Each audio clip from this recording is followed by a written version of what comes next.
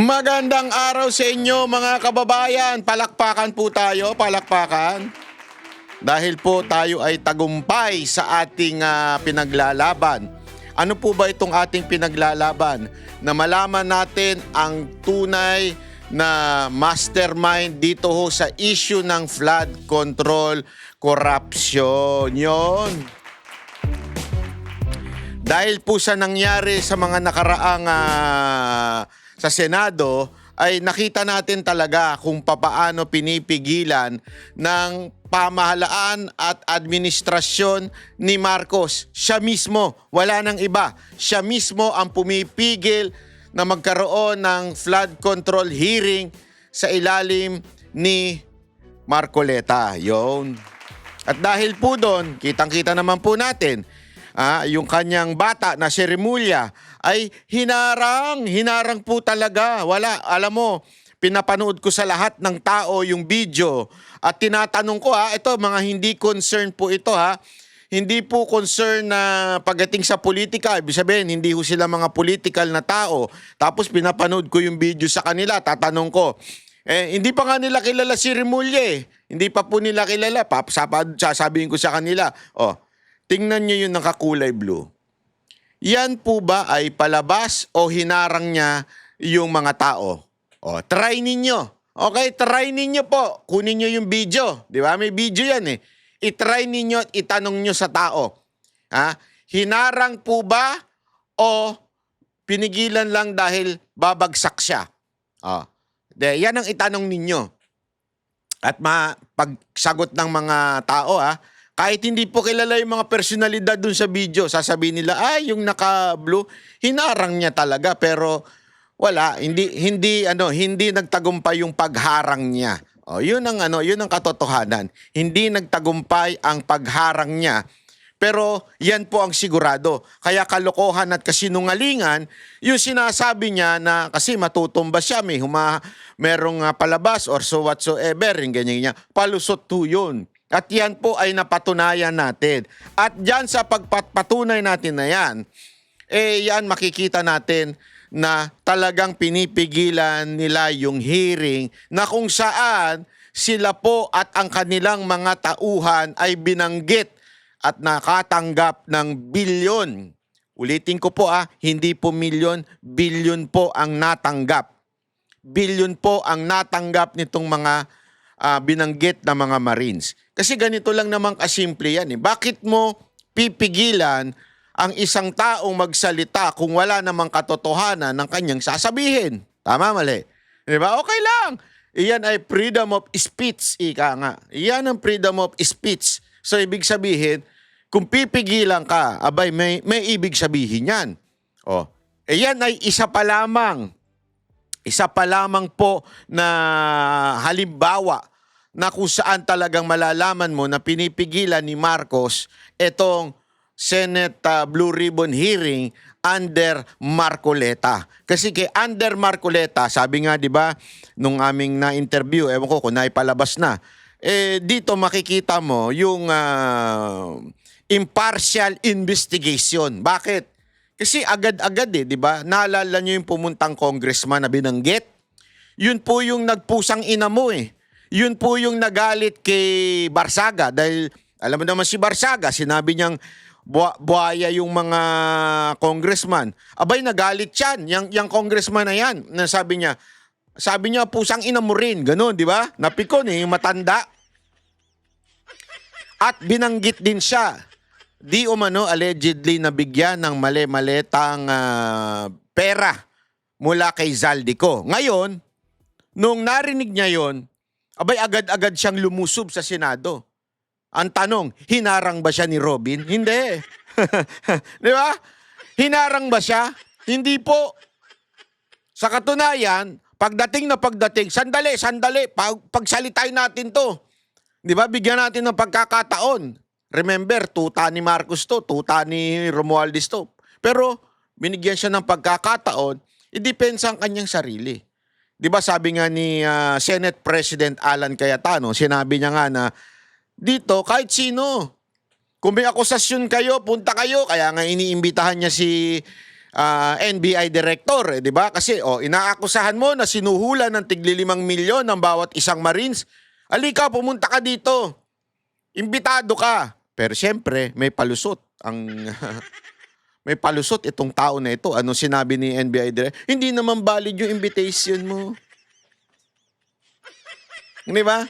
Pinapalabas sa kanya kung sino ba nagsabi, kung ano. Kasi remember magkaiba po yung testimonial evidence, iba rin po yung hearsay. Ano yung testimonial evidence? Ikaw mismo. Nakakita ka, ikaw mismo. Nakita mo yung krimen. Ikaw mismo, kasama ka doon sa krimen. Ikaw mismo. Etong kay NBI director, may nagkwento lang sa kanya. Yun ang hearsay. Hindi ko nga alam kung abogado itong si Matibag di ba? Pero basta sigurado tayo, hindi niya natibag ang Senado. No, di ba? Eto pa matindi diyan. Ipapaliwanag ko sa inyo ng malupit na malupit. Eto pansinin ninyo yung pangyayari sa Senado. Last week, naganap yung pagpapalit ng Senate President mula kay Soto napunta kay Cayetano. Wala nangyari, di ba? Sabihin, tahimik na. Meron man dumadaldal, lagi lang sinasabi, ganito, ganire. Kailan nagkaroon ng unconstitutional na paggapang?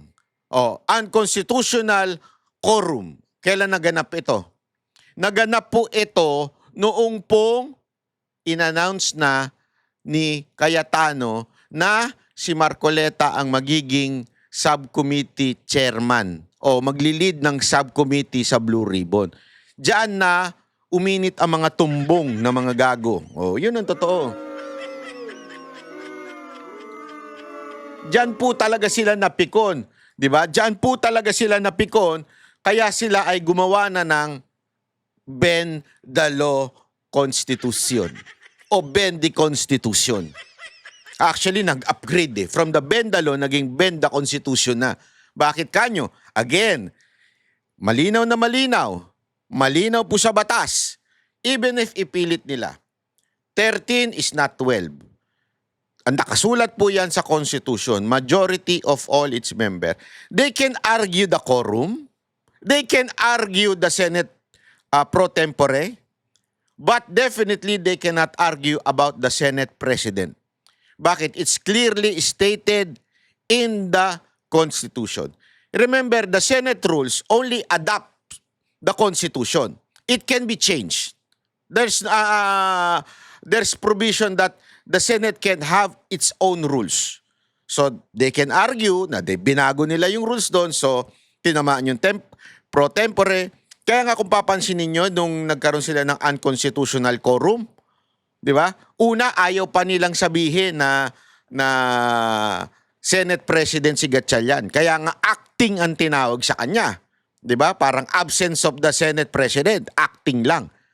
Pero eventually, tinawag na rin po nilang Senate President. Dito makikita mo, sindikato talaga ang pangyayari na ito. Ang pagnanakaw na bilyon-bilyon sa kaban ng bayan ay isang sindikatong galawan. Bakit? Kontrolado ang lahat Nanonood po ba kayo sa Netflix nung mga sindikato, mga kartel? Bakit po ba nagtatagumpay yung mga kartel? Hindi nyo ba napapansin? Di ba may mga pelikula tayo nakikita sa Amerika na ang lupit ng SWAT, ang lupit ng mga FBI, ang lupit ng CIA, lahat nasusolve ang problema. Dami napapanood tayong ganun. Pero pagka napapanood natin yung realidad, di ba? Ibig sabihin yung talagang totoong nangyari. Although it's a fictional yung pagpresenta, pero totoong nangyayari yon. Di ba yung sa mga kartel-kartel, paano nagtatagumpay yun sa Amerika? Tanong ng iba. Alam mo kung paano? Dahil nga po, meron silang sindikato na po sila. Meron na po silang kakampi sa gobyerno. Meron mga nakakatanggap sa gobyerno. Kaya nga sindikato The entire country, meron silang koneksyon yung mga Siloa. Ano? Sinola ba yun? Kartel, di ba? Lahat nasa payroll nila. Kaya sindikato. Kaya katarantaduhan po yung sinasabi ni Lacson na walang mastermind. They just all drive by greed. Kalokohan po yun. That is bullshit.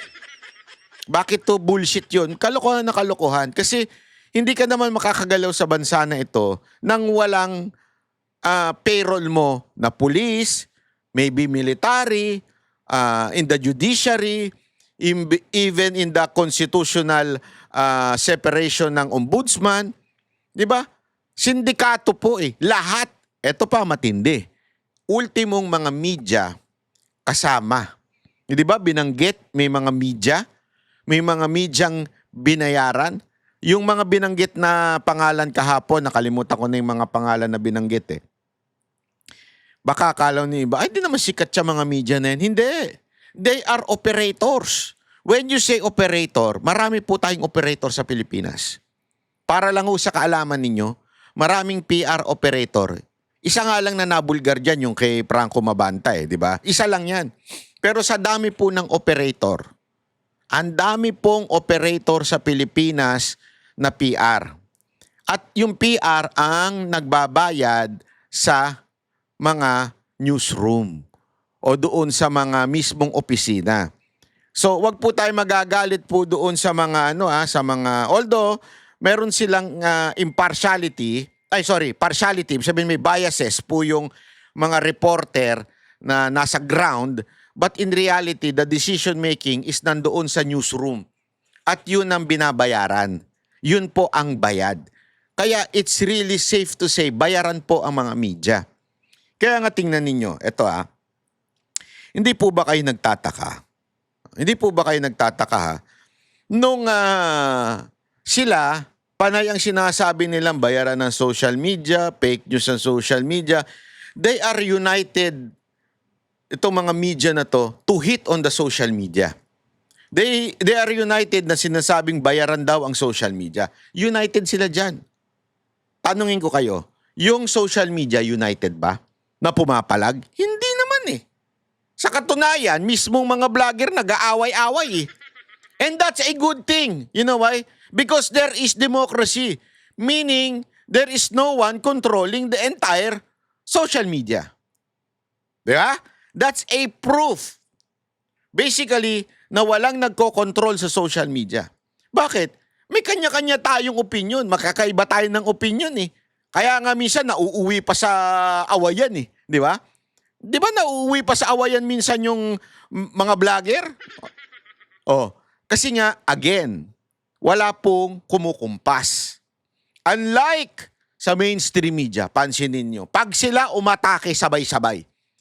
Pag sila bumanat sa mga vlogger sabay-sabay. Bakit? May kumukumpas. Merong pera na nagpapaandar sa kanila. Kaya po mga kababayan, ang ibig lamang pong sabihin yan, sino po ba ang may kakayanang magbayad? Kaya nga marami nagtataka, sinasabi nila na imposible yung kay Franco Mabanta. No! It's not impossible. Bakit kanyo? Ganyan talaga ang bayaran. Di ba? Ilang beses ko nang binanggit to. Kung matagal na kayong nanonood dito sa Banat Bay, matagal ko nang sinasabi to, meron niyang anchor ng isang TV station.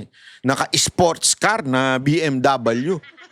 Pipitsuging anchor lang ito Bakit ko naman nasabing pipitsuging anchor? Di naman marunong ito Wala naman itong opinion, anchor-anchoran lang ito At pag nagsalita ito sa radyo, nagsasalita nila sa radyo Bobo rin ito Mahina din ang utak nito Ano lang ito siguro natakpan lang nung peke niyang buhok. Ewan ko kung peke, hindi ako sure Pero alam mo yon, so ano ibig ko lamang pong sabihin? Diyan makikita mo na talagang sindikato na po. Bakit to kanyo? Eto wala ho siguro akong makikitang matinong abogado na magsasabi na sa kasalukuyan ngayon. Kasi sigurado ako next week makakakuha na sila ng 13 nila Wala akong makitang matinong abogado na nagsasabi na hindi totoo yung nakalagay sa konstitusyon. That the Senate President shall be elected of all its members. Malinaw ko kasi yun Hindi mo na pwedeng burahin yun. Hindi mo pwedeng i-edit. Nakalagay po yun of all its members. So kung matinong abogado yan, they can argue about the quorum. They can argue, kasi tandaan ninyo, iba-iba yan Iba-iba ang panuntunan pagdating sa quorum para sa session. Iba ang panuntunan pagdating po sa paghalal ng Senate Pro Tempore. Yung paghalal ng Senate Pro Tempore, Sergeant at Arms at Secretary ay nasa Senate rules. Pagdating naman po sa quorum, nakalagay nga po yan sa Constitution, pero again, yan po ay walang nakalagay na of all its members. Although, merong nakalagay sa 1. Sa number 2 po nakalagay yan sa paragraph 2. Sa number 1, malinaw Senate President of all its members. Tapos, sinundan yung pangalawa ng quorum of all of the members. So, medyo medyo pwedeng paglabanan yun, pwedeng pag-awayan yun. Although, again, our stand is there is no legitimate quorum on last June 3. So what do I mean? Simple lang mga kababayan. Malinaw pa sa tubig nyo, sa bahay ninyo. Kasi minsan yung mga tubig sa bahay, kulay dilaw eh. Mas malinaw pa sa tubig ninyo sa bahay na ang Senate President ay dapat majority of all its member, which is 13, not 12. Kaya nga, pabago-bago sila ng statement. Hindi nyo napansin? Yung BBM senators, pabago-bago ng statement. Ano ba talaga? Senate President ba o hindi? Kasi hirap na hirap silang i-argue. Hindi nila kasi pwedeng burahin yun. Kahit anong argument mo, kahit meron pang Senate rules, halimbawa lang mag-imbento sila ng Senate rules. The Senate rules should be, pag may nakakulong at may tumatakas, pwede na ang 12. Hindi pwede yun ilagay sa Senate rules. Kasi again, uulitin natin para sa kaalaman ng mga nanonood, ang Constitution, yan ang backbone of this country. All laws should be under or should be following the Constitution. And the Constitution clearly says 13. So, anong ibig sabihin? Bakit ba nagkakagulo tayo? Alam mo ba tayo nagkakagulo? Simple lang. Iisang bagay. Yung nakita natin kahapon. Nung isang araw. Nung Thursday. Okay?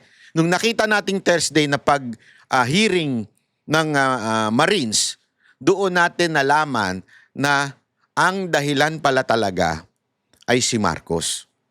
Marcos is the mastermind of all what is happening in our country. You cannot delete that. He is the mastermind.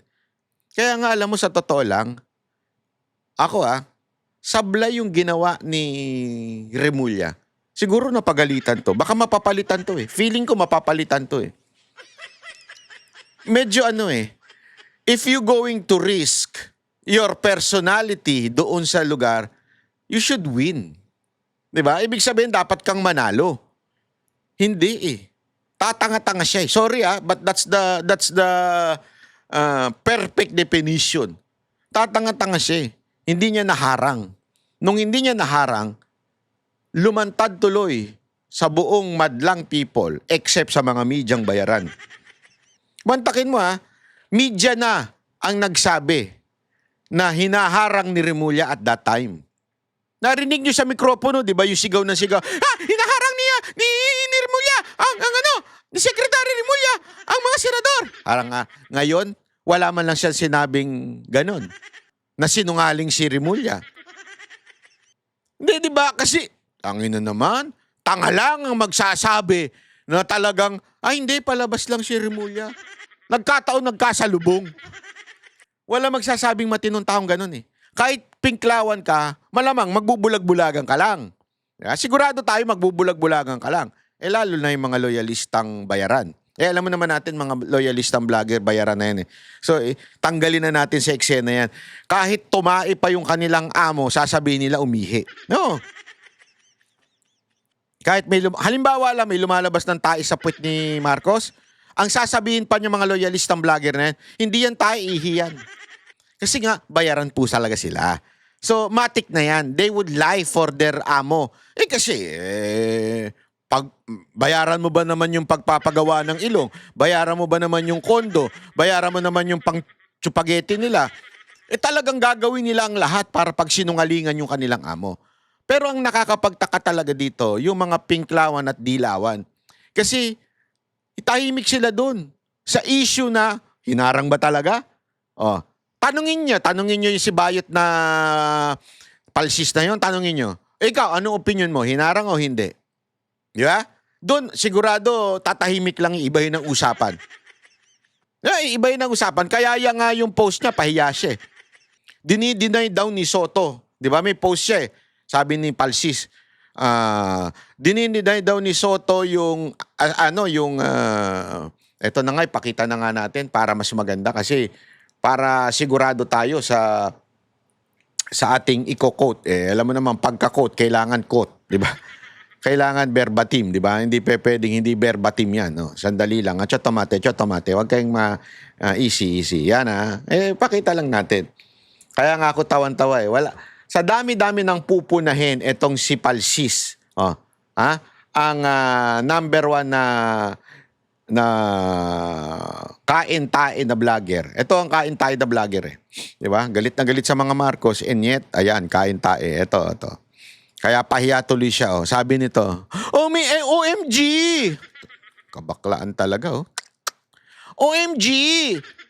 Tito Soto rebutted the Maleta allegation not only by saying he was not a senator from 20 to 25.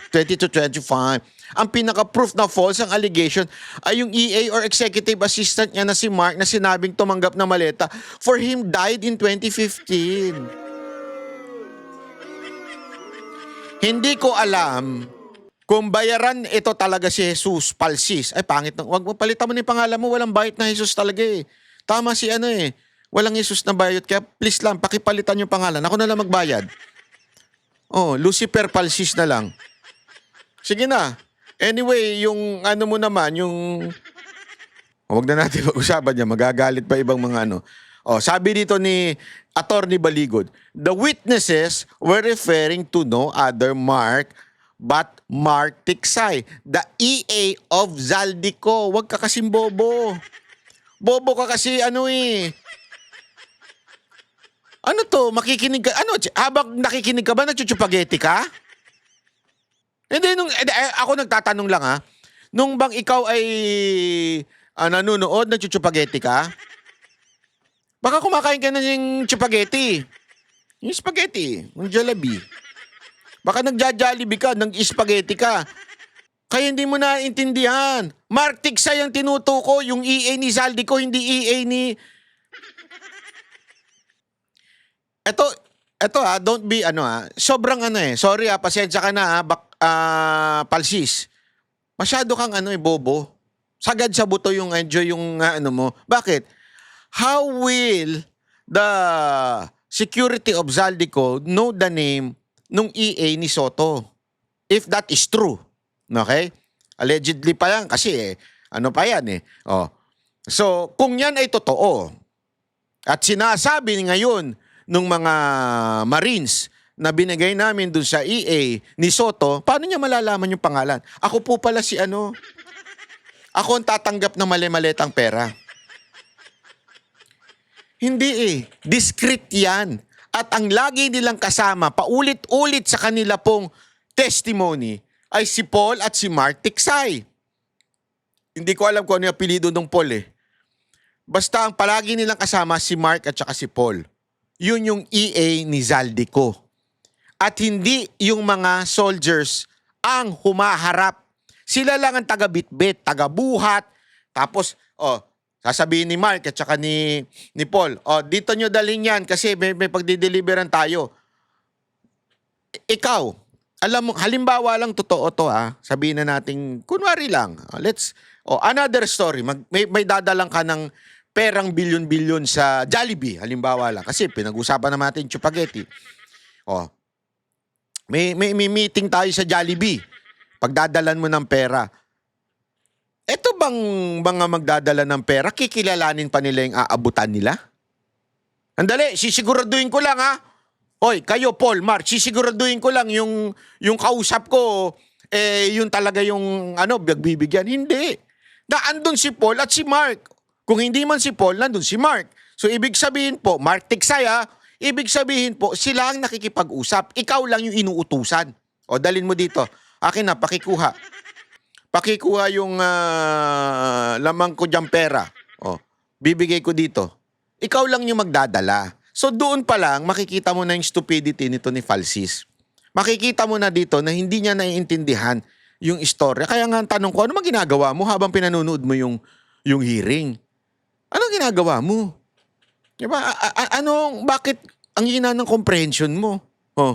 Tapos pangalawa niya pang sinabi dito ni Atty. Baligo dun sa second argument ni Palsis na ang pinaka-proof daw ng false yung allegation ay aside from dun sa patay na yung kanyang EA, ang proof daw nito ay yung kay tawag dito, kay Soto daw ay hindi pa senator. Alam mo, ang linaw-linaw diyan eh. As a Filipino, we are respectful. Tama yung sinabi ni Baligod. Kaya hindi kami pa siya, kahit hindi pa siya senator noon, but as senator before, we keep the title in addressing a person. Kaya naman kahit hindi ka governor si Chavit, Governor Chavit ang tawag sa kanya. Kahit kahit retired na si Esperon, General Esperon, di ba? Kahit marami pa. Kahit yung si Ninoy nga, ang tawag pa natin, Senator Ninoy Aquino, yung ibang mga gumagalang sa kanya. At kahit yung mga sekretary, di ba? Ang tawag natin, di ba, Secretary Attorney Trixie Cruz Angeles. Kasi dati siyang spokes o dati siyang secretary. So yun ay kasama sa paggalang. Yan po ay courtesy ang ibinibigay. Di ba? Ito ang hindi maintindihan ni Palsis. Sasabihin niya, sandali, ito yung mga argument nila. Hindi pa naman senador si Soto niyan eh. O kahit na, sige, given, you have to respect Soto, tawagin mo siyang Senator Soto. Hindi pa naman senador si Soto niyan. Para saan yung pera? Remember, yung pinakita ng mga Marines na nakasakay sa helicopter si Soto at si Lacson sa helicopter ni Saldico. Tanungin ko kayo, sinagot ba ni Soto yon na nakasakay sila sa helicopter? Remember, di ba? Campaign period yan. Hindi nyo ba napansin? Campaign period yan na kaninong ticket si Soto. Di ba na kay Marcos? So, definitely merong campaign funds. Again hindi naman natin sinasabi na ito ay suhol sa kanya. Okay?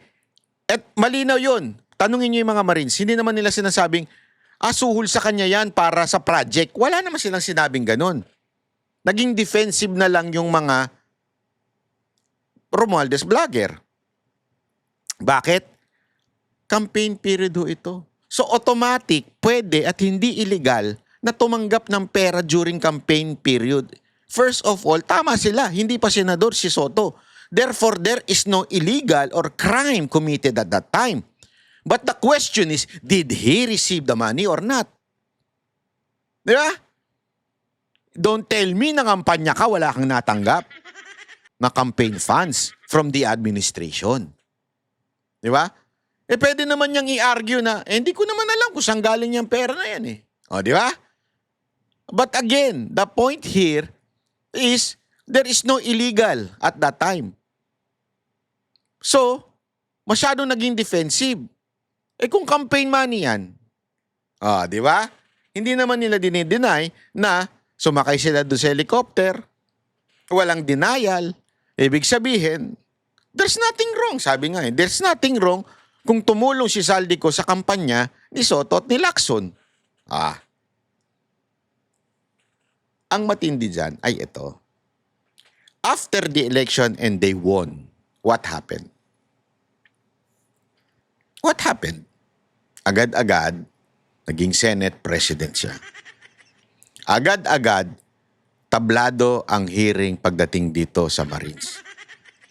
Tablado ang hearing pagdating sa flood control corruption na involvement ni Zaldico at ni Romualdez.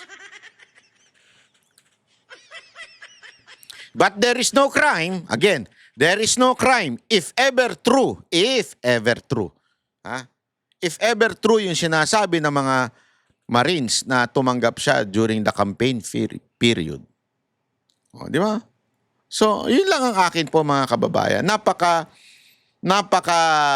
linaw po niyan na sana maunawaan po natin na dito mo makikita talaga na there is a syndicate or masasabi nating cooperation with each other from the executive to the legislative, Congress and House, and Senate, maybe judiciary, and maybe sa mga bayarang media at mga pingklawan na vlogger. Kaya nga ang tanong ang laging binibintang ng mga netizen dyan kay Palsis yung Romualdez vlogger daw siya. Pero ang argument niya, hindi ako una naglabas ng whole departure order. And that's not banat. That's not criticizing.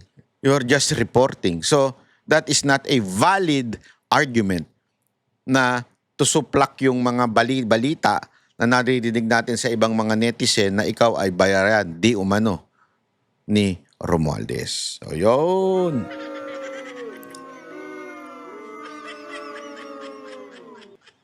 Ngayon naman punta tayo sa wait lang Chotomate. Punta tayo dito sa issue pagdating sa kasi ngayon may matinding nangyayari yung kay Kesyo daw binigyan daw ng tigli 5 milyon yung Marines. Pakinggan natin ito sinabi ng Marines. Nalulungkot talaga ako ito. Grabe po ito. Totoo po ba kayo ay binigyan ng pabuya ni Mike Defensor, bawat isa sa inyo ay tigli 5 milyong piso para gumawa kayo ng salaysay na ito na inyo ngayong ibinigay sa amin kaugnay ng pagsisiyasat sa flood control scandal? Hindi po, Your Honor. Pwede po bang hirap ito, Your Honor, yung nagsabi niyan? Para Ayan. matotohanan niya. Yun nga Ayun. po, Ngayon mo po, naman. Your Honor, halos nga yung pamilya na nga namin ngayon, yung kakapiranggot nga na ipon namin, hanggang ngayon, yun po ang pinagkakasya namin. At yung pagkain po namin, nagkakaroon lang po kami ng, yung mga kunting ipon, yung chipi-chipi na lang po nga kami ngayon, nagkatsaga po kami sa sardinas na makain, Your Honor. Kung nabayaran po kami ng ganyang halaga, napagaganda na po sana po ngayon ang buhay namin ngayon, Your Honor. Ako sir, kung meron akong 5 million na hinawakan ngayon, siguro hindi nyo na ako makikita din dito siguro sir, bakit pa ako maglalahad? Kahapon nga tumawag yung nanay ko sa akin, nasa hospital. Sabi ko nakakahiya naman humingi ng tulong kay attorney. Nakakahiya naman kasi parang critical na sitwasyon namin. Ngayon ma'am and sir, Your Honor, nagugutom kami. Ang pamilya namin ngayon gutom. Bakit? Dahil sa ginawa namin. Totoo. Kasi itong ginawa namin.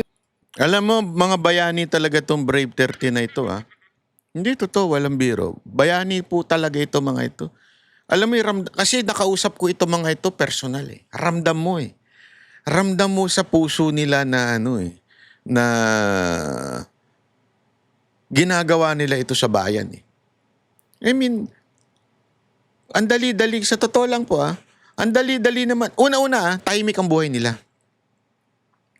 And with their record as a ex-marine, and their record na nag-VIP na sila sa politiko, lalong-lalo na kay Zaldico, they can find work easily na mag-security sa mga VIP. Ang dali, kayang-kaya nila yan. Sigurado ako, kumpleto pa mga papel niyan, Kumpleto pa yung papel niyan sa baril, kumpleto pa yan. Sigurado ako. At sagot naman ng VIP yun. Kung sakasakali. Pero bakit nagsalita sila? Ibig sabihin, they gave up their own comfort zone para lang isiwalat ito. Nalagay sila sa alanganin, ang dami nilang kaso. Nakasabay nga namin to sa DOJ. Buti nga kami, bilis lang namin. Bakit? Isa lang yung kaso namin dun. Sila ang dami. Ang dami nagkaso sa kanila. Basta marami, as in, 4 ata yung nagkaso sa kanila. Tapos ngayon, madadagdagan na naman. They can be quiet. Pero alam mo, nung tinanong namin sila talaga na off-cam, sabi namin kasi, siyempre, di ba, marami nang, naintindihan natin yung nangyari kay Gutesa, pero marami nang na-frustrate. Kasi pinaglaban si Gutesa noon, nung mga vlogger, tapos biglang nanahimik na. Kasi nga, sabi nga ni dating Kong Mike, di ba, na nabayaran daw para palitan yung kanyang statement, which is pinarinig niya. May ebidensya yun, ha? Pinarinig niya sa press con na binayaran. Hindi ko nga maintindihan, eh. Pinarinig niya yung audio na yun. Walang pumick up from the mainstream media. Boses ni Gutesa na sinasabing siya ay ginipit, siya ay binayaran para manahimik na at inisip niya yung pamilya niya. Isipin nyo, matindi yun, matinding balita yun. Imagine niyo baligtarin natin. Baligtarin natin. Kunwari lang, biglang yung sinungaling na si Madriaga, meron siyang, halimbawa lang ito, halimbawa may record siya ng si VP Sara Duterte, tinawagan siya at binayaran siya. At sinabi niya yun. Sigurado ako kaliwat kanan. Ibabalita na mainstream media yan. Di ba? Kaliwat kanan. Pero yung bang recording na kesyo binayaran si Gutesa, nilabas ba ng mainstream? Hindi. Ganun katindi itong mga mainstream media na to. Talagang, sorry sa term, bayaran na, pokpok pa, kupal pa. Yan ang mainstream media natin ngayon. Kupal talaga. Ito, kaya nga, ito, intense to eh. Pag kinausap mo sila, intense talaga sila. They would really pour out their heart. At sasabihin nila, paano nabayaran eh? Hirap na nga kami ngayon. Di ba? Alam mo, eto sa totoo lang, sabihin na natin, binayaran ng 5 milyon. Putya, hindi sapat yan. Hindi sapat yan. Kung halimbawa lang kung ikaw babaligtad ka, kakalabanin mo si Marcos, babayaran ka lang ng milyon, bumaligtad ka na, at siraan mo si Marcos. Hindi sapat yan. Hindi sapat. Siguro kung bayaran tao ka, papayag ka 1 bilyon para pag siniraan ko si Marcos, magtatago na lang ako. Di ba? May buhay na ako. Panghabang buhay, pwede na akong mamatay niyan sa 1 bilyon. Buhay ang pamilya ko. Papayag ka, ganun siguro kung bayaran ka. Pero kasi, ito mas matindi. Mas matindi ang prinsipyo kesa sa 1 bilyon. Ang pinanghahawakan nila dito, prinsipyo. Pera kesa sa pera. Pinaglalaban nila ay prinsipyo para sa bayan. Ganyang katindi itong mga Marines na ito. At again, nakausap ko po yan dati, di ba? Nung natin pong in-interview. Tinanong po natin sa kanila, baka naman uurong kayo. Sabi hindi, tuloy-tuloy na to. Kahit anong mangyari, tuloy-tuloy na to. Lalaban kami, kahit ipatawag pa kami kahit saan. Haharapin namin. Kaya antindi ng ginawa nila dito sa Senate. Kaya nga, alam mo mga kababayan, ito yung sinasabi ko sa inyo tagumpay. Tagumpay ang ginawa ni Cayetano. Nagtagumpay po si Cayetano at yung kanyang Brave 13. Nagtagumpay po sila dahil nakapagsalita itong mga Marines sa Senado. As a matter of fact, sa totoo lang ito, without, siguro, let those who have ears listen and understand. Pero doon sa mga sarado na isip, wala tayo magagawa. Talaga sarado na isip nila. Alam mo, this is a hand of God moving. Honestly, what happened to the Senate, talagang victory. Victory not only to the Brave 13, but victory of the plan of God happened. You know why? Kasi kung walang ganitong gulo, yung ginawa ng BBM senators na gulo, hindi magiging ganitong impact ito. Yeah? Maaring dumaan yan, kalimutan na ng media. Alam mo naman ng media Bigyan mo lang ng pera yan, hindi nila ibabalita. Lulubog yung kwento o malulusaw yung kwento. Yan talaga ang katotohanan, di ba? Pagka naging silent at pipi ang mga media. Pero kasi, dun sa ginawa yung BBM senators na panggugulo, lalo tuloy na-emphasize. Lalo tuloy na-emphasize yung pag-appear nitong mga Marines. At they cannot just keep quiet yung mainstream media. They have to tell the news. Di ba? Tapos mantakin mo, blessing in disguise yung ginawa ni Remulla. Mas lalo pang nadagdagan ng impact.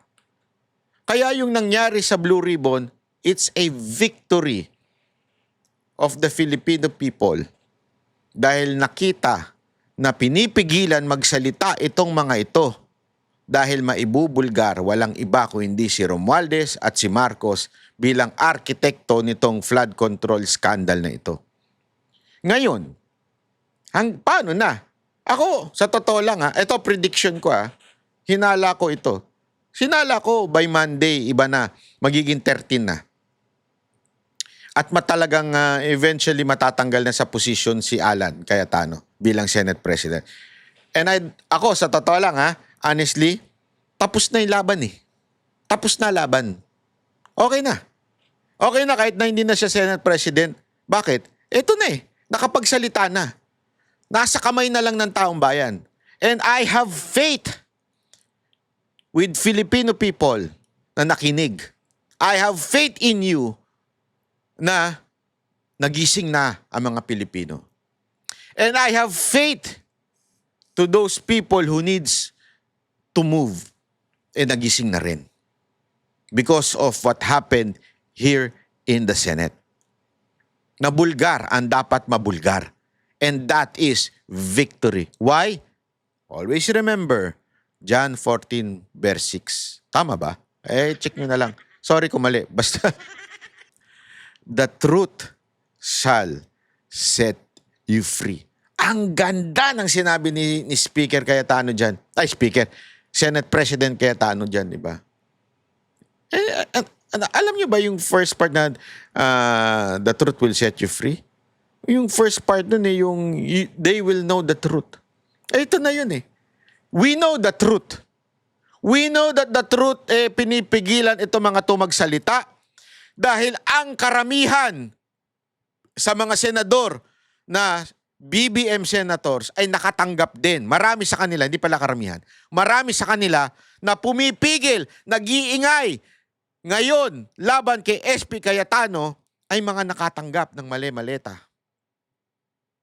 na pera. At nalaman din natin na mismo ang tauhan ni Marcos na si Remulla ay pinipigilan na matuloy ang Senate hearing na to. Nalaman natin lahat yan. All falls into places. Kaya nga yung, di ba marami sa inyo na parang, alam mo yun, na-frustrate or nagalit doon sa ginawa ng BBM senators na unconstitutional quorum. Marami sa inyo nagalit doon Di ba?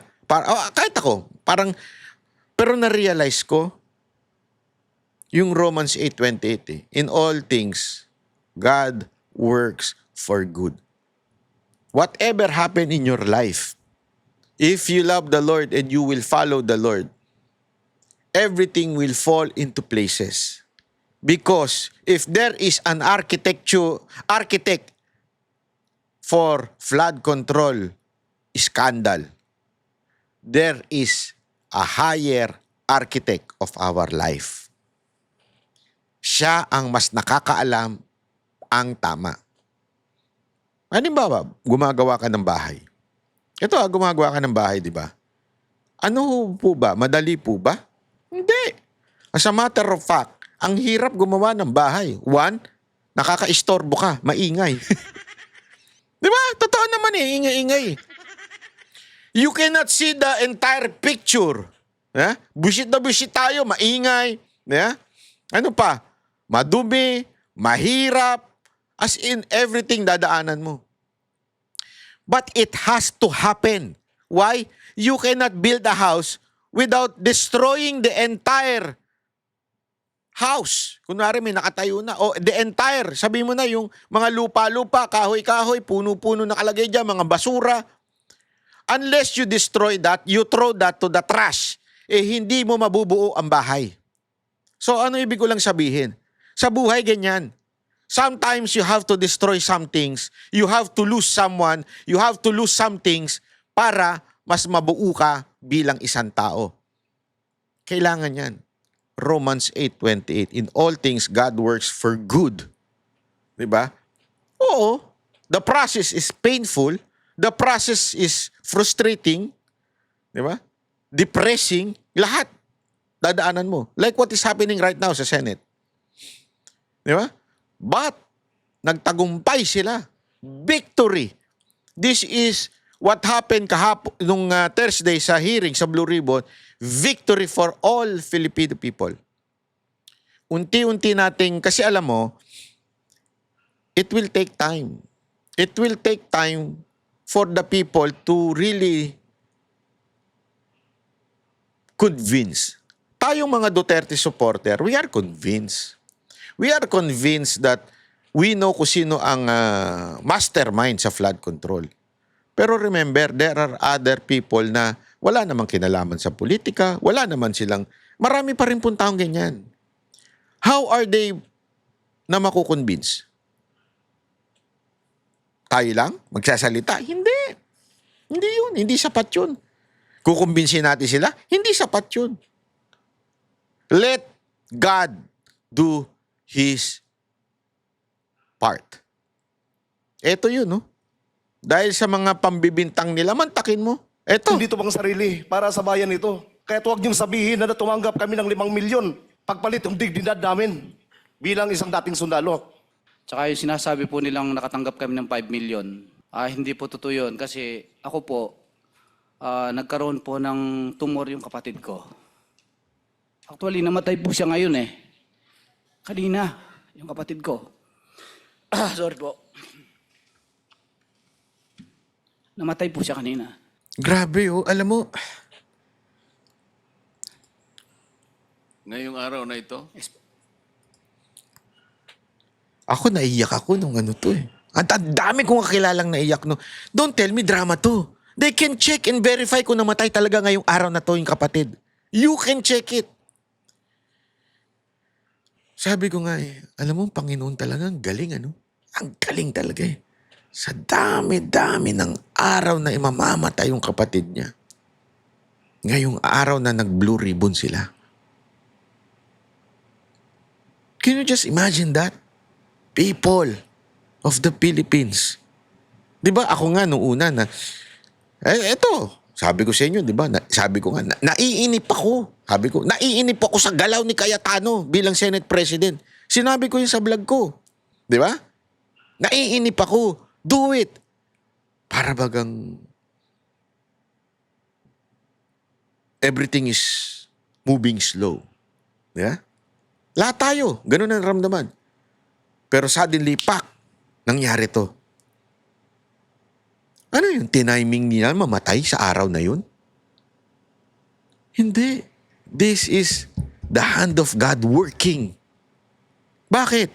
So that people would realize these people are losing family members for fighting for our country. Doon pa lang po, tagumpay na. Tagumpay na po ito. Pagpalit yung dignidad namin bilang isang dating sundalo. Tsaka yung sinasabi po nilang nakatanggap kami ng 5 million, hindi po totoo yun kasi ako po, nagkaroon po ng tumor yung kapatid ko. Actually, namatay po siya ngayon eh. Kanina, yung kapatid ko. Sorry po. Namatay po siya kanina. ngayong araw na ito, kasi ang nangyari, Atty. Baligod, nung itong inyong pinagsama-samang salaysay ay lumabas na nga. Kung may pera po ako, naipagumot ko na po yun. Grabe, mention no? this lang dahil importante itong breaking news. Sabi ng Inquirer.net. Grabe, no? Ako, nung pinanunod ko to, hindi ko matake eh. Hindi. You can say everything you want. Lahat sabihin mo na. Sabihin mo na lahat. Pagbintangan mo na ako, banatan mo na ako.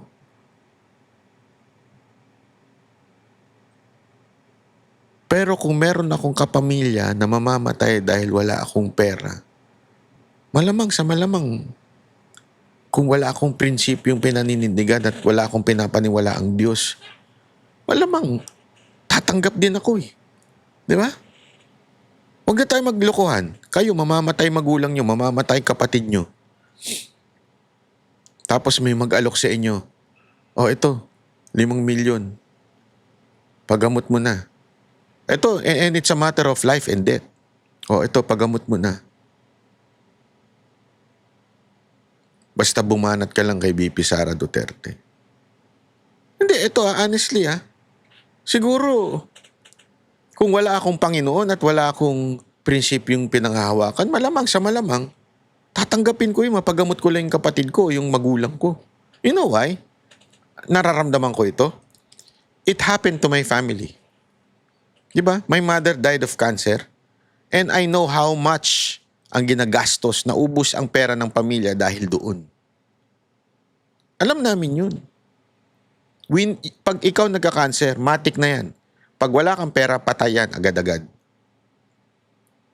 You can only extend the life of a person pag may cancer. Pag wala kang pera, iyak ka talaga. Talagang kung wala kang pinanghahawakan, pinagkakatiwala ang Panginoon, malamang sa malamang, kakapit ka sa lahat. Kung pwede ko lang ibenta tong sarili ko sa mga bakla, pwede gagawin ko eh. Hindi totoo. Walang biro I mean, alam mo yung ganun yung may isip mo. Kaya nga yung iba, pumapatay na eh. Para lang magkapera. Kasi ang dahilan talaga, may gusto silang ipagamot na mahal sa buhay. Hindi ko sinasabing that is justifiable. I'm not saying that. Kaya nga, importante na meron kang Panginoon eh. Meron kang prinsipyo. Kasi without that, wala ka. Siguradong gagawin mo ang lahat para lang bumigay. At para lang mapagamot ang iyong mahal sa buhay. Tapos ito, pagbibintangan mo ng 5 million? Kaya sabi ko sa inyo, sabi ng iba naman na-frustrate sila sa katulad ni Matibag. Sabi nga God allows everything para po ma-fulfill ang kanyang grand plan. Imagine niyo to, remember si Job. 'Di ba? Nagpaalam si Satanas kay God. Pwede ko bang ganitoin ito? Kasi itong anak mo sumusunod lang dahil pinagpapala mo. Bakit pinayagan ng Diyos? Imagine niyo yun pinayagan ng Diyos na mamatay ang kanyang pamilya, mawala yung mga gamit niya, masunog lahat, magkaketong, pinayagan ng Diyos yun. Ibig bang sabihin, sadista ang Diyos? Ibig bang sabihin, masamang tao ang Diyos? Hindi! Kasi may purpose siya, may greater purpose siya. Lahat ng nawala sa kanya na ibalik more than doon sa meron siya dati, si Job yan. Ano ibig ko sabihin? Kaya nga sabi ko nga, dito ko lang na-realize na si Matibag pala may purpose din, Yung pagiging demonyo niya may purpose. Yung pagiging niya, hindi naman, sige, huwag natin tawagin demonyo. Kasi siyempre tao pa rin siya, nilikha ng Diyos. Yung pagiging niya,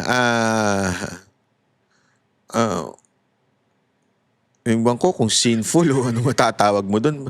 Yung pagiging abusado niya, yan. Yung pagiging abusado niya, may purpose.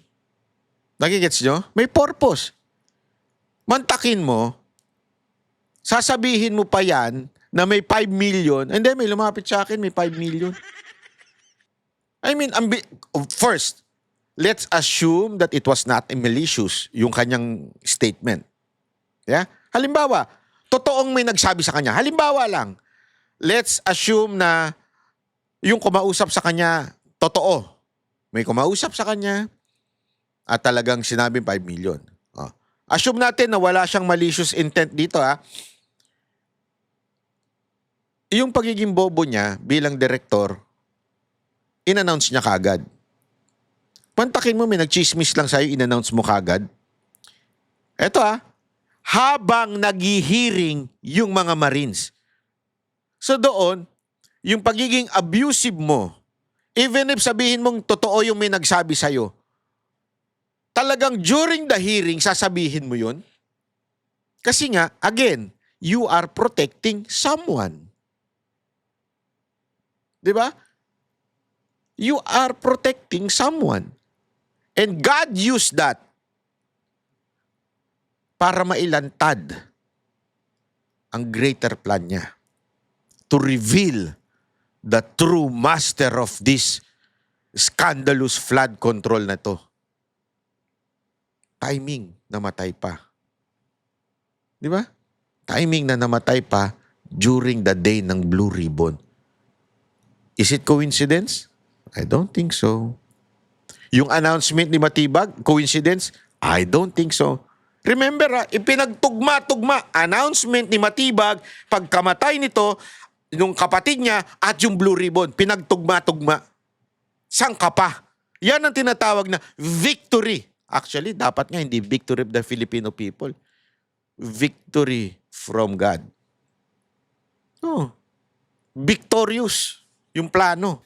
Breaking, NBI Director Melvin Matibag has revealed that NBI received information that former Congressman Mike Defensor allegedly bribed the 18 ex-Marines 5 million to provide, 5 million lang nakalagay ito, walang nakalagay each to provide testimony regarding the flood control anomalies. Matibag said the testimony came from an individual. An individual means one person. Kasi kung hindi, individuals dapat, unless it's grammar.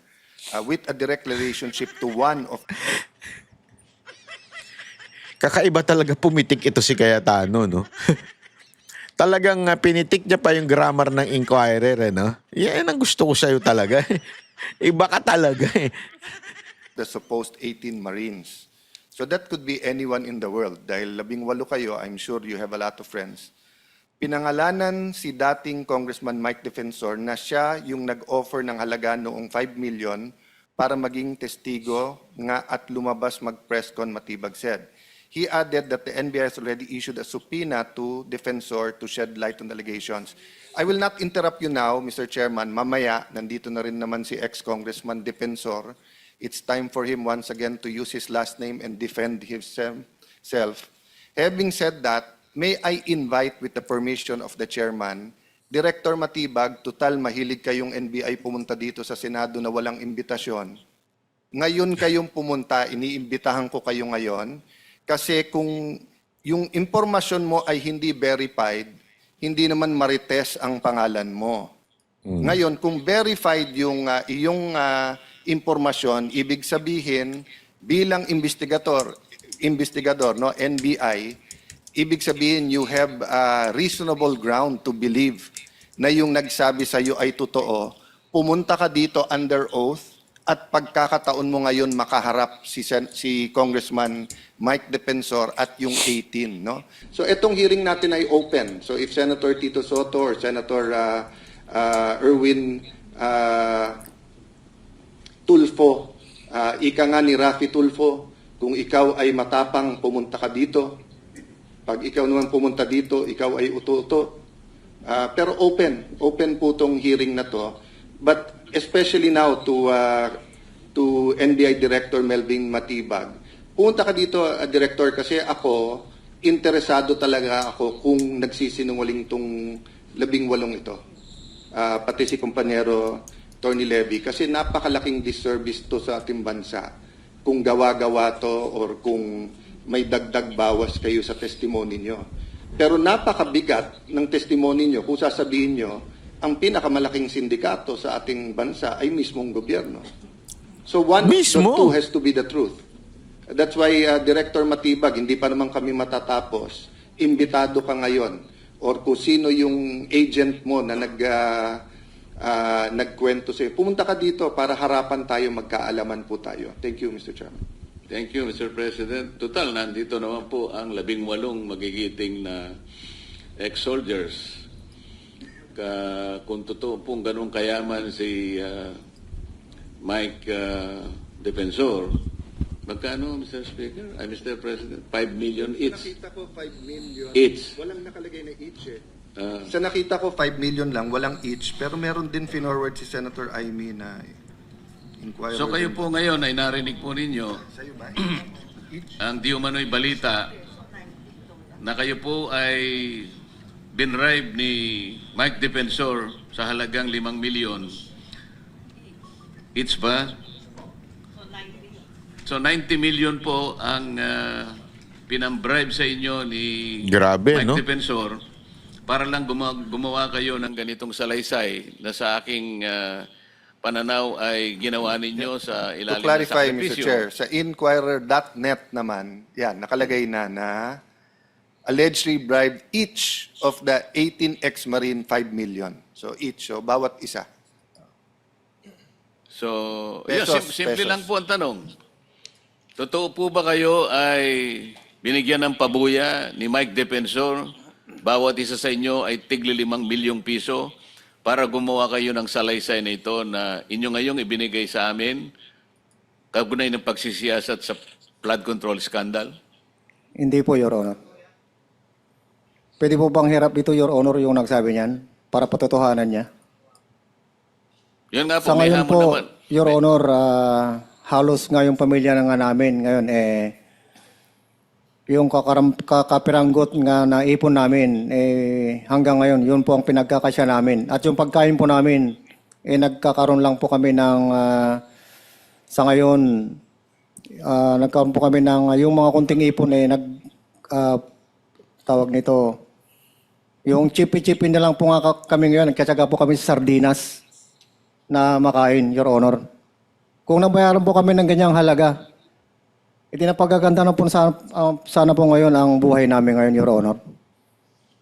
Salamat po sa inyong confirmation na hindi po kayo talaga nabigyan ng kahit anong halaga.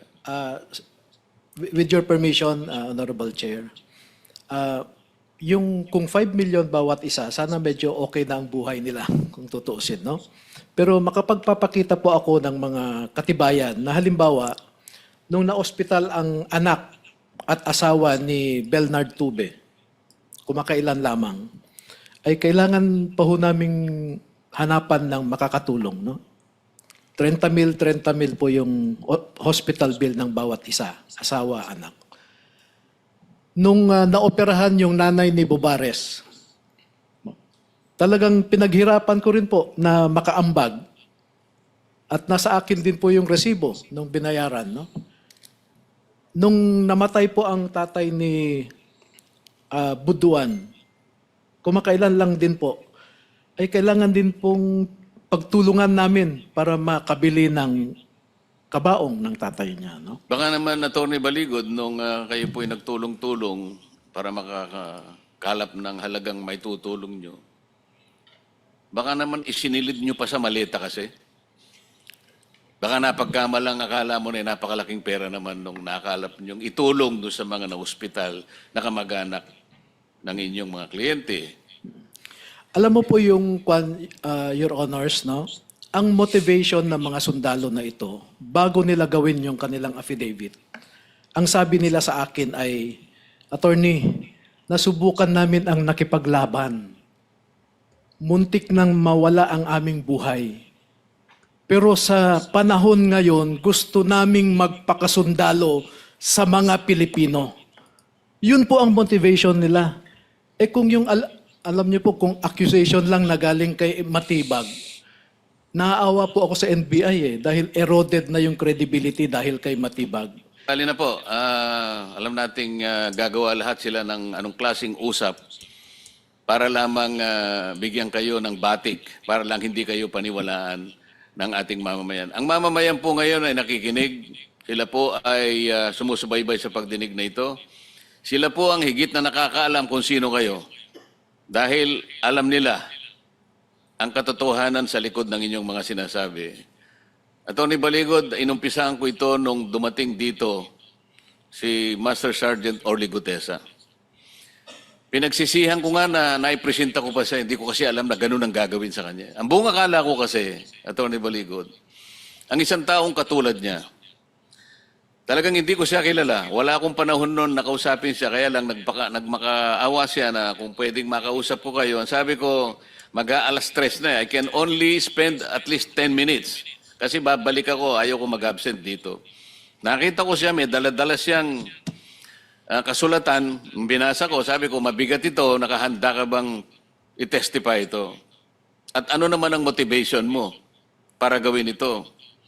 Unang-una po kanya, ako po naliligalig na po ang aking kalooban dahil ito po palang trabaho namin. Nakikita namin sa pinag-uusapan po ninyo dyan sa Blue Ribbon Committee, ito po lang mga maletang ito ay puro pala pera po ng bayan pala ito na kung saan-saan lang napupunta. Kaya gusto ko po mag-testify. Alam mo ba kung kahihinatnan mo dito? Alam ko po, alang-alang na lang po sa bansa. Alang-alang na lang po sa pamilya ko at mga apo ko. Hindi pa rin ako naniwala ron eh. Parang added na lang na kumpiyansa. Gay, panotaryo mo nga yan. Kasi talagang alam kong mabigat ang gagawin niya eh. Panotaryo mo nga yan. Pinanotaryo niya po. Nagkaroon pa ng problema, ginamit pang dahilan sa kanya yung notaryo. Walang kasalanan ng tao, parang siya pang pinalitaw na nag-inventory. Para ba siya nakahanap ng notarial seal, nakahanap ng dry seal, at siya pang ganun po yung nangyari. Tinakot yung tao, hindi namin malaman, mangilang araw namin siyang hinahanap, wala ng contact. Palagay ko yung mga kayo ay na-contact nyo siya one way or the other, pero nawala na lang siyang parang bula. Bagamat yung kanyang salaysay, kagaya ngayon ay pinanumpaan niya. Pero kailangan pa siyang usigin sa notaryo na wala na pong kinalaman dahil sumumpa na po siya sa harap namin eh. With or without the notary, pwede na yun eh. Pero ginamit pa yun na pantakot sa kanya. Kaya kayo po'y tatakutin din eh. Kaya na sinabi ngayon, di pa tayo natatapos dito, kayo'y nabigyan na ng 5 million pesos each. Ganyan po ang gagawin. Sino pa po ang gustong magsaysay ng kanyang personal na kaalaman tungkol sa pagdi-deliver ng pera? Yes, Your Honor. Good morning. I am Cruz Sanidado. Bali, isa rin sa rason na bakit kami lumabas dahil sa patutunayan namin yung mga statement or affidavit ni Master Sergeant Orly Gutesa. Ito, sir, hindi ito sundalo kami, sir. Hindi kami nagpapatukso sa mga pera. Gusto namin trabaho sana. Trabaho na kung saan mabuhay namin, ang pamilya namin para sa aming sariling sikap. So, ang nangyari kay Tap Orly Gutesa, kasi ako ang laging kasama, which is, pag may mga lakad, ako yung driver niya. Partner kami ni Orly Gutesa. Nalulungkot ako bakit ganun ang ginawa. Bakit? Kung sino pa yung testigo, sino pa yung nagsasabi ng totoo, yun. Bakit ganun? Bakit ganun tayo, sir? Nasamantala, hindi nila nare-realize yung buhay ng mga kababayan nating mahihirap.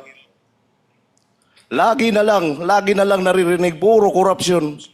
So yun ang rason, sir, na kahit walang bayad, kahit ano, willing kami magsakripisyo, mag-alay ng sarili namin para mabago tong kalakaran ng bansang Pilipinas, sir. Yun. Ito, sa mga media, andyan, alam ko, dahil ako ay isang driver sa House of Representatives, Naku, patay kang bata ka. media parking, Yan na. si Mr. Robin Manahan ay hinahatiran namin ng paper bag. Naku po, patay kang bata ka. Si Mr. Ryan Papako, Naku po. PR ng SOR din, doon din mismo sa media parking. Ah. At yung media parking na yun, minsan nag-aabang sila doon. Naku, ayan na. Minsan kami nag-aantay din doon. Doon lang sa media parking. Ayun. Naka-paper bag. Minsan, nagbi-meeting doon sa bahay ni Robin Manahan. Tapos, gabi kasi sir, hindi ko na ma-identify kung anong number ng bahay. Basta malapit lang sa SOR din. Pero kung kaya mong puntahan ko. kailangan ko puntahan, sir, Alam gagawin mong ko. puntahan. At i-elaborate ko kung anong Sige. doon binibigyan one time ng isang bag. Isang bag na puno ng pera. Bakit ko alam na pera, sir? Dahil sinasabi ng PR na yan sa akin, PR ni Kung Saldi, na Chris, bantayan mo muna Chris, huwag mo iwanan ng sasakyan. Perang laman yan sa loob. So, sa ganitong nangyayari sa atin ngayon, sir, gaya kanina, grabing panggigipit, unconstitutional talaga. Kami, sir, sundalo kami. Dating sundalo, nagserbisyo din sa bayan. Mm. Bakit may mga ganito? Kaya yan ang isa sa dahilan lumabas kami. Yun lang po sir, maraming salamat. Totoo lahat ang sinabi mo. Nasabi ko na rin ito nung lumabas si Sergeant Gutesa. Ayan. So dyan malinaw mga kababayan, pati mga media, talagang sindikato. Pero victory ho ito. Victory po na talagang meron po tayong magandang nangyari po. So maraming salamat po. Magkita-kita po ulit tayo sa susunod nating video. God bless everyone. Mabuhay po ang bansang Pilipinas.